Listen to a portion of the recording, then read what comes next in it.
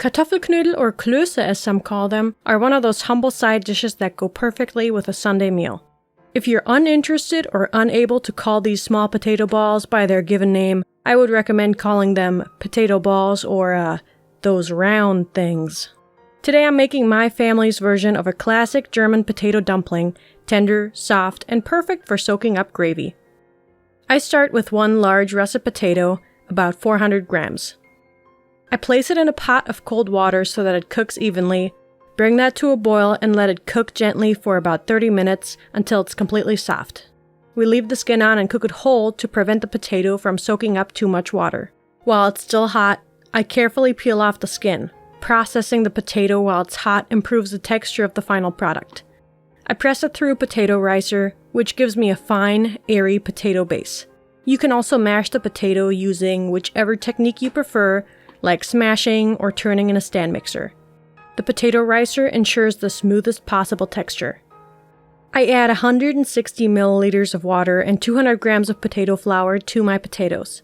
I ended up using a little less.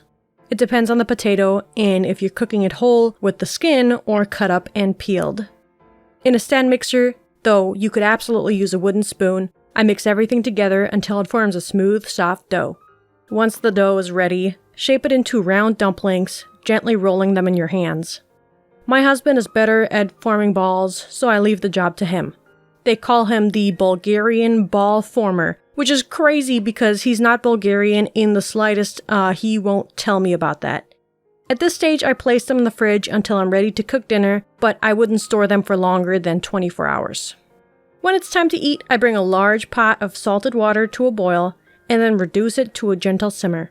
This is crucial. The water should never be boiling. They should be steeped like a tea. I carefully lower them into the water and let them rest there for about 20 minutes. When they rise to the surface, they're done. I scoop them out, and today I'm serving them with a rich goulash and tangy Rotkraut. The knödel are tender, moist, pillowy vehicles of flavor. They soak up the sauce beautifully and bring everything together on the plate. Imagine, instead of scooping goulash with a spoon, you're scooping it with a soft potato. Do you understand why I made these now? I actually made the goulash the day before and let it sit overnight in the fridge. That resting time deepens the flavor, so on dinner night, I just had to reheat everything and it came together effortlessly. If you're interested in Rotkraut, we do have a video on that. I'm interested in sharing my goulash recipe sometime, as it's very different from what Americans call goulash. Maybe we'll get to that eventually. Kartoffelknödel have a long history across Germany and Central Europe. They emerged as potatoes became more common in the 18th and 19th centuries, especially in regions where wheat was scarce or expensive. But there isn't just one way to make them. In some parts of Germany, people combine raw and cooked potatoes together, known as halb-halb. In others, they add bread cubes inside for texture. In Bavaria and Austria, similar dumplings are called Knödel or Semmelknödel, while in other regions, you'll hear Klöße. In Czech cuisine, you'll find this word, and across Central Europe, variations of potato dumplings appear in different forms. Every family, village, and region has its own version, shaped by history, agriculture, and tradition. For us, we simply call them Knödel most of the time, and they'll always have a place at our table. Thanks for watching.